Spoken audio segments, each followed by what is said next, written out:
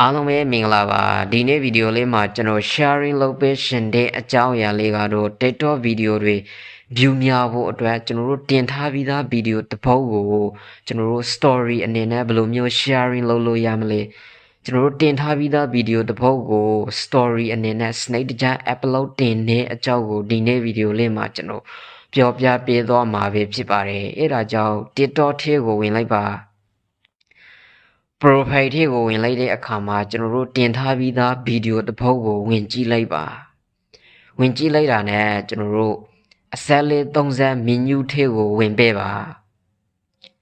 add to your story ဆိုတဲ့ဟာကိုတွေ့ရမှာဖြစ်ပါတယ်အဲ့ဒီအထက်ကိုတစ်ချက်လောက်ဝင်ပေးပါ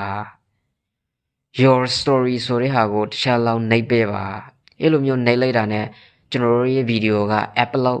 တင်နေမှာဖြစ်ပါတယ်ဟုတ်ကဲ့ကျွန်တော်တို့တင်လိုက်တဲ့ story ကိုဘယ်မှာသွားကြည့်ရမလဲဆိုလို့ရှိရင် your story ဆိုတဲ့ဟာကိုတခြားလောက်ဝင်ကြည့်လိုက်ပါဝင်ကြည့်လိုက်တာနဲ့ကျွန်တော်တို့ upload တင်လိုက်တဲ့ story ကိုတွေ့ရမှာဖြစ်ပါတယ်ဟုတ်ကဲ့ပါအားလုံးအဆင်ပြေကြပါစေမိတ်ဆွေတို့အတွက်အကျိုးရှိမယ်လို့မျှော်လင့်ပါတယ်